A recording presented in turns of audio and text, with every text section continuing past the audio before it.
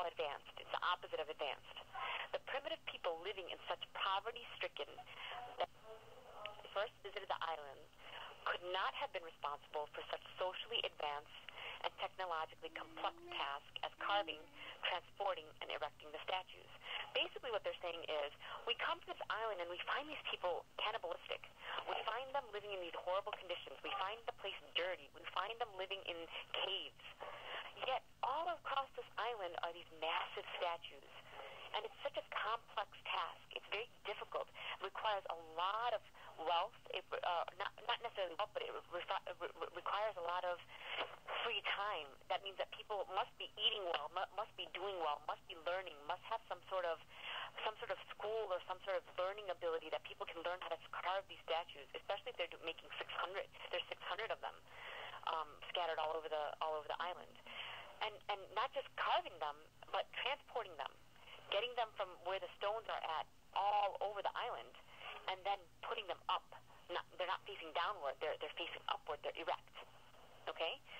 This society that they found could not have done it, which must mean that at some point there was a very greatly advanced society. Okay? Does that everything make sense so far to you guys? Yeah. Yeah? Okay. Are you guys interested in knowing what happened? Because it's really an interesting story, so stay with me.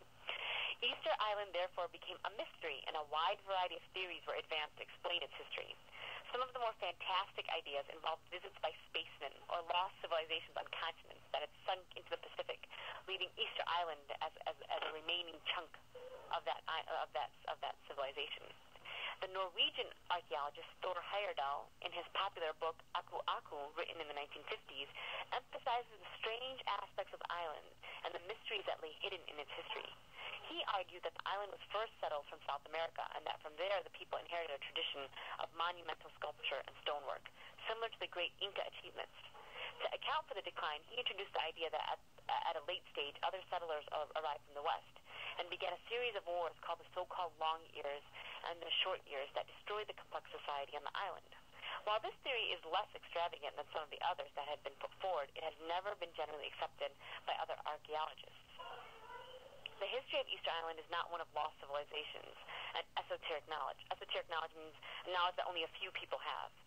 Rather, it is a striking example of the dependence of human societies on their environment and of the consequences of irreversibly damaging that environment.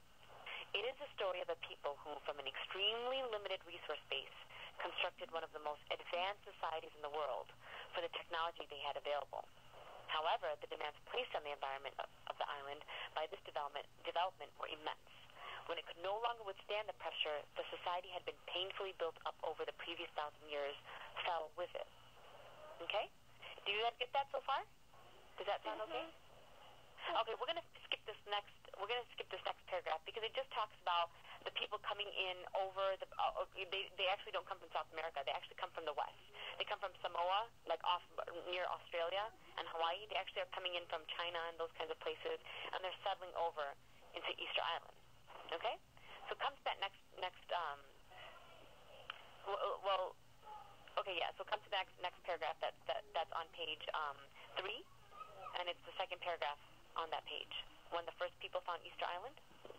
Okay. Okay, Halima, can I ask you to read that chapter, read that paragraph, and remember, if you come across a word that you don't understand or a sentence that you don't get, tell me. Okay. Okay, let's go. Alright. When the first people found Easter Island, they discovered a world with few resources. The island was volcanic in origin, but its 3 volcanoes had been extinct for at least 400 years before the Polynesian settlers arrived. Both temperatures... Sorry, what? Go. Excellent. Keep going. Oh, okay. Both temperatures and humidity were high, and although the soil was adequate, drainage was very bad, and there was no permanent streams on the island. The only fresh water available was from lakes inside the extinct volcanoes. Because of its remoteness, the island had only a few species of plants and animals. There were 30 indigenous. Indigenous. Do you know what indigenous means? No. Indigenous means it's a native. That means it lived there for a very long time or from the beginning of time. So if you say indigenous people, so the indigenous indigenous people of Easter Island were the people that were first there, not the Europeans that arrived in the 1800s. Okay. Okay? Okay. So there were 30 indigenous species. Of flora, no mammals, a few insects, and 2 types of small lizard. The waters around the island contain very few fish. The arrival of the first humans did little to improve the situation.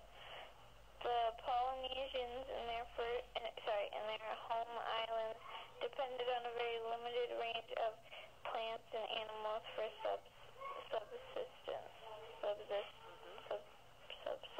Subsistence. Do you know what subsistence means? No. It's what you need to survive. Food, shelter, water, clothing.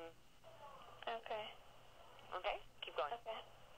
Their only domesticated animals were chickens, pigs, dogs, and the Polynesian rat, and the main crops were yam, taro, breadfruit, banana, coconut, and sweet potato.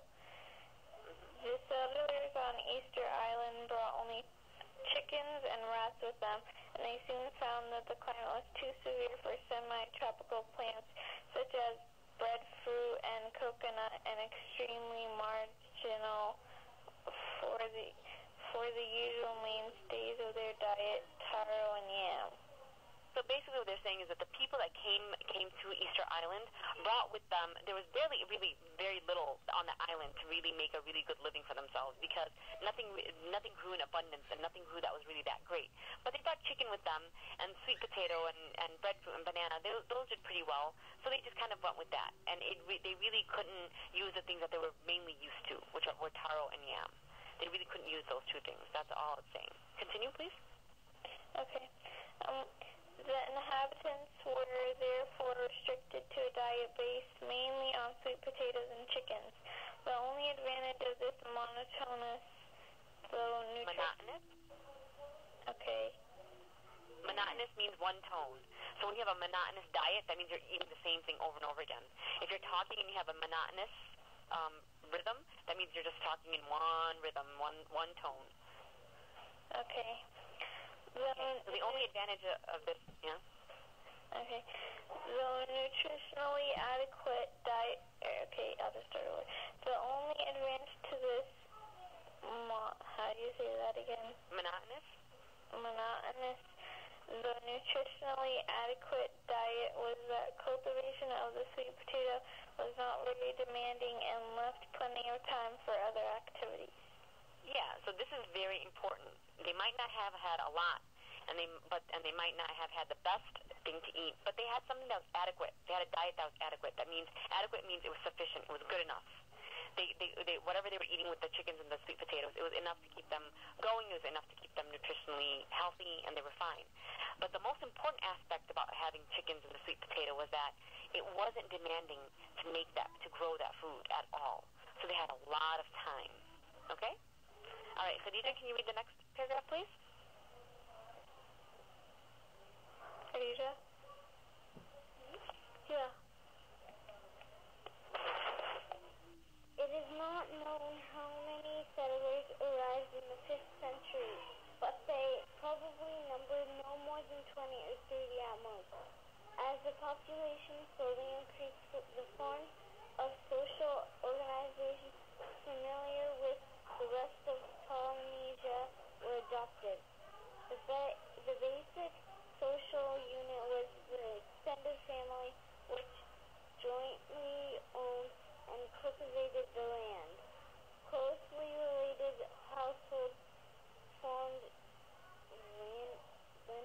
Lineages and clans, each of which had its own Yes. for religious and ceremonial activities. The man that wrote this book is British, so he's going to spell some things that are different. So organization doesn't have a Z, it has an S. That's the British way of spelling it. And center is spelled with R-E rather than E-R, again, because that's the British way of doing it. So good thing that you caught that, Khadija. Go ahead, continue from each clan. Each clan was headed by